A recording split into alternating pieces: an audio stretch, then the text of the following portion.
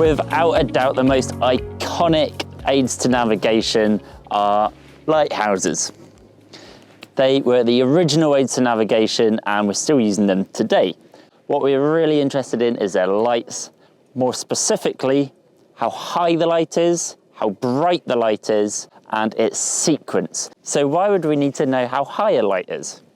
Well, actually, if we know how high a lighthouse is, how high we are, our height of eye, and we take into account the curvature of the Earth, we can use what's known as the rising and dipping tables and use that information to work out our distance from the lighthouse and use that to get a position fix. So, pretty useful stuff. How about the brightness? Why would we need to know that? Hopefully that one's a little bit more obvious. If we know how bright the light is, we'll know how far away we should expect to start seeing it. We don't actually get told how bright the light is though, we get told its nominal range. And the nominal range is how far you'll be able to see the light from with an average visibility of 10 miles, so that's good visibility, but it does not take into account the curvature of the Earth. So it's just the total distance we'll be able to see it from. If we're below the horizon, obviously that does affect that. And lastly, the light sequence. The great revolution in navigation aids at night was when we finally figured out how to make them flash. Now, if every lighthouse has a separate flashing sequence, we can look at our charts and work out exactly which lighthouse we are looking at depending on how many times it's flashing and how long it takes to do so. As fun as it is to be out here looking at lighthouses on a lovely day, it's about time we went and had a look at what they look like on the chart and start going through those codes next to them which describe the light sequences. So let's go down below, get the charts out and have a look. So this is Cape Don light, and at the position of the light you've got this little star with a purple cone extending from it. The exact location of the lighthouse is at the centre of the star. It's that little circle at the centre of the star. So not the end of that purple splodge or anything like that, it's at the centre.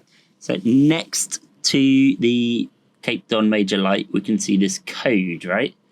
We can see it says FL brackets 3, 10S, 68, little m, 19, big M, horn, brackets 1, 10S.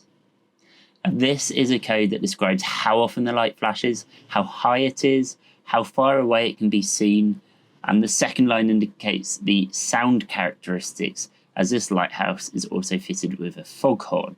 Not all lights will, or lighthouses will also have a foghorn, but this one does. There are so many different light variations. Here's a few examples of what you could be looking out for on the water. F stands for fixed light. A fixed light, just steady, on, unchanging light. Single flashing, hopefully this is one of the easier ones to understand, is dark with pulses of light, flashes of light. So FL5S, flashing once every 5 seconds. Here we go, on,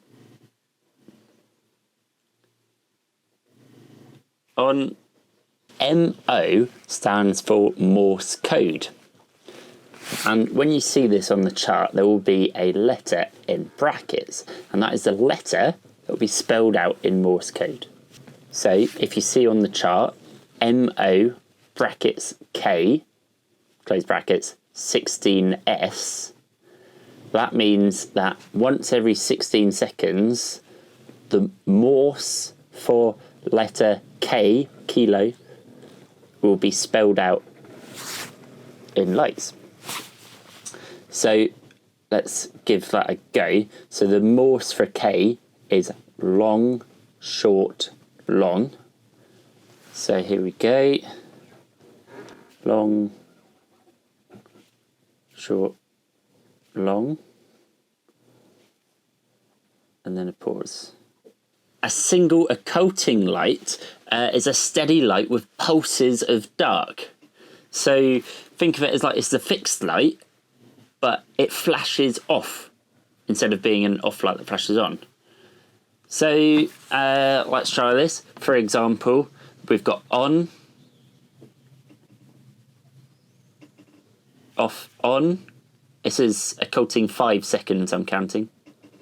A group occulting light is just like an occulting light, except we get groups of occultations or groups of pulses of dark. So, for example, if it was OC brackets 2, close brackets 5S, that would be 2 occultations every 5 seconds. And those occultations would be grouped together. So, for example, on, off, off, on, off, off, on. Composite group occulting. Just building on the group occulting, whereas before we had one group of 2 occultations. A composite group is where you get 2 groups of occultations. So with a pause in between, I should add. So for example, OC brackets 2 plus 3 close brackets 8S would be occulting twice, pause 3 times every 8 seconds. Let's see if I can do this one. On, off, off, on, off, off, off, on, off, off, on, off, off, off, on. VQ stands for very quick, and without any sort of time period or groups involved, that means it is a continuous, very quick flash. Now, whereas a quick flash was approximately once every second, a very quick flash officially is between 80 and 159 flashes per minute, or for you and me and for every normal person in the world, it's about 2 flashes per second. So if we see VQ on the chart, let's see if I can keep up. Flash.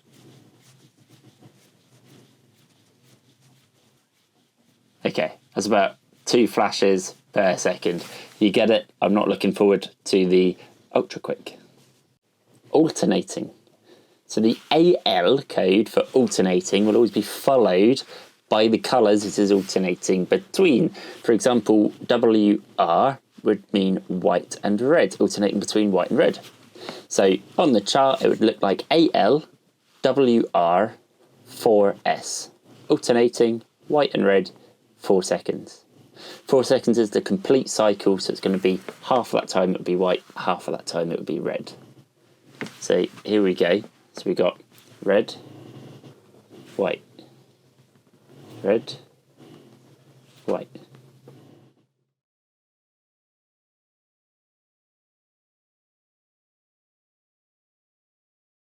Hopefully it's not going to surprise anyone if I tell them that the lights also come in a variety of colours, especially as I just showed you a light which alternated between white and red. So take a look at page 8 in your training almanac, and if we're at C, then you should hopefully have a copy of the 5011 if you need to double check this. And just make sure you're happy with all those abbreviations for colours. One that often catches people out for some reason is blue, which is BU. So make note of that. And if you see any mark which has a light and it does not specify a colour, that means it is white. It is rare for the colour white to be included in the code unless it is a sector light or an alternating light. And if you're not sure what a sector light is, I'll tell you that in just a minute. This has just been a snippet from one of our lessons on navigation lights. To see the full lesson and many more, head on over to our website and you can check out the free trials of our Day Skipper and Yachtmaster theory courses. And if you have any questions, please do get in touch. We are always happy to help.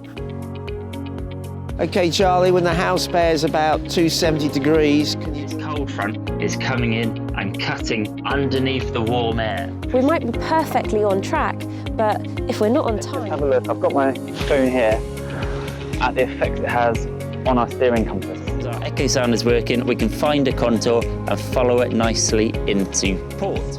Our left hand is pointing towards the centre of the low.